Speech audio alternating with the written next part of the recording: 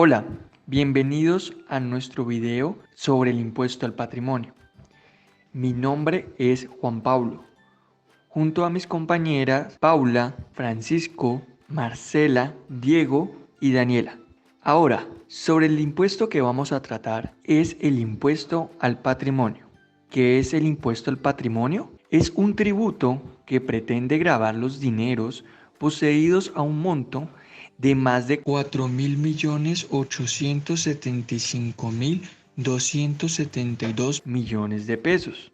El impuesto al patrimonio no se aplica atendiendo a los ingresos o transacciones de las personas, sino que tiene como base la totalidad del valor de los bienes del sujeto, mejor conocido como patrimonio líquido.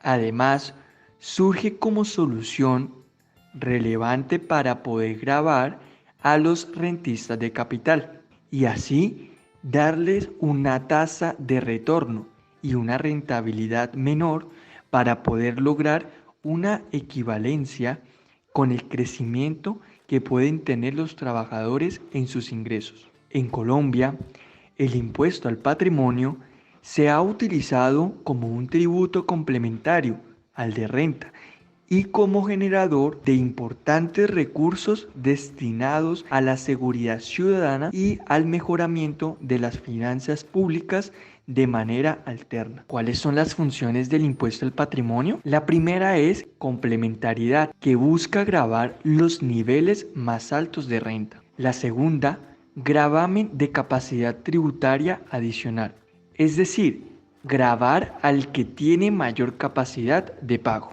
La tercera, incentivar la mayor utilización del factor capital, es decir, por esta razón tributaria, igualmente la riqueza productiva y la improductiva. La cuarta es la función redistributiva, para asignar mejor la riqueza. Ahora, nuestra compañera Marce nos va a explicar. ¿Qué ley lo creó y qué nombre ha tenido? La Ley 78 de 1935 estableció el impuesto al patrimonio, complementario y accesorio del impuesto de renta, tanto para las personas naturales como para las personas jurídicas, y la tarifa era progresiva. Se mantuvo durante muchos años. Sin embargo, este tuvo una vigencia hasta 1992 y fue entonces con la Ley 863 de 2003 que se volvió a implementar en la legislación colombiana el impuesto al patrimonio. Otro momento importante de este impuesto fue con la Ley 1739 de 2014, que fue la última en regular el impuesto al patrimonio para el periodo entre el año 2015 y el año 2018, con otro nombre que fue Impuesto a la Riqueza.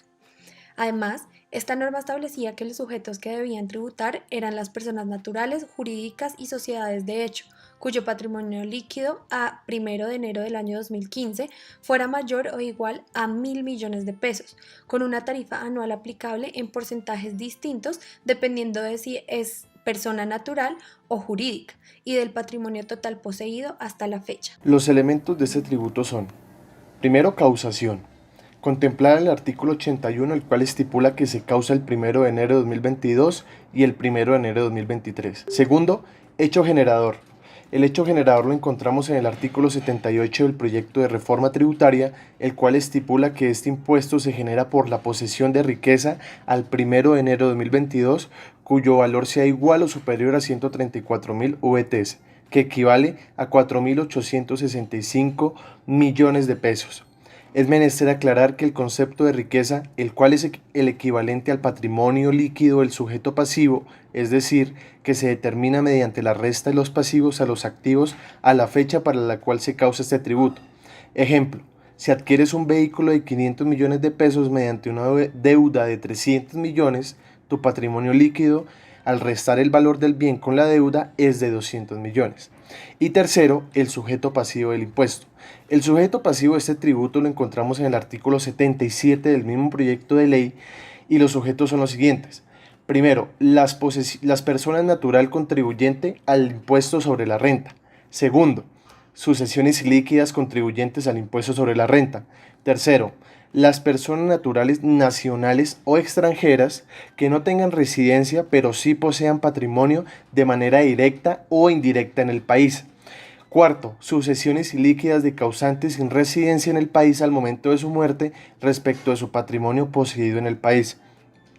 Y quinto, por último, las sociedades o entidades extranjeras que no declaran impuesto de renta en el país y que posean bienes ubicados en Colombia, como por ejemplo inmuebles, yates, derechos mineros, etc.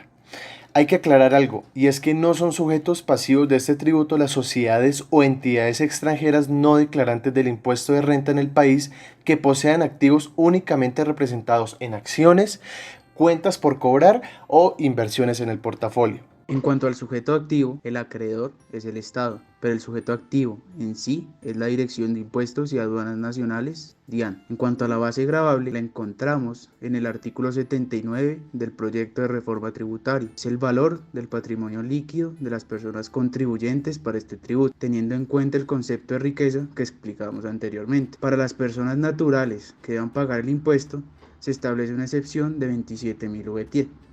Es decir, unos 980.316.000 pesos, los cuales únicamente podrán ser restados del valor del patrimonio de la casa o apartamento donde vive. En cuanto a la tarifa, de acuerdo a la progresividad, dependerá de la cantidad de patrimonio que la persona tenga, por lo que si la persona tiene un patrimonio superior a 4.875.272.000 pesos y menor a 14.595.816.000 pesos, tendrá una tarifa del 1% del total de su patrimonio. Asimismo, quienes posean un patrimonio igual o superior a 14.595.816.000 pesos, tendrá que pagar una tarifa del 2% del total de su patrimonio. Finalmente, queremos aterrizar este impuesto a la realidad.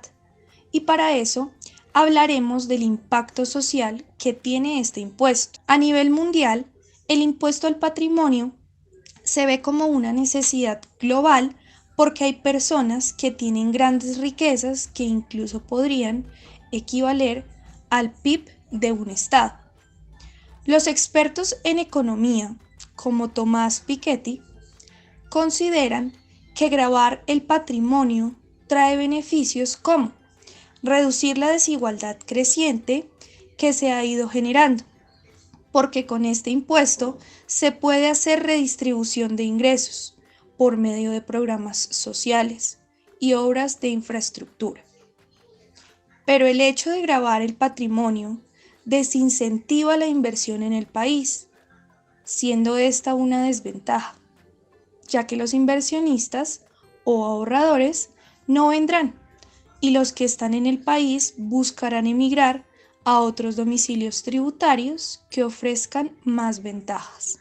El hecho de que se haya establecido un monto mínimo trajo como consecuencia un estímulo a la salida u ocultamiento de capital. Si bien este impuesto es eficiente en el recaudo y es políticamente aceptable porque grava los patrimonios más altos, debemos tener en cuenta que en Colombia, al ser un país subdesarrollado, hay pocas personas con capital que puedan ser gravados con este impuesto, lo que nos lleva a analizar dos puntos. Que para las arcas del Estado es un ingreso significativo gravar estos tipos de patrimonio. Sin embargo, el efecto del impuesto ahuyenta a estas personas que en últimas son empresarios que generan empleo y beneficios para el país. Entonces, ¿qué es mejor? Muchas gracias por su atención. Si les gustó el video, compártelo para ayudar a informar y no a desinformar. Externado transforma la reforma.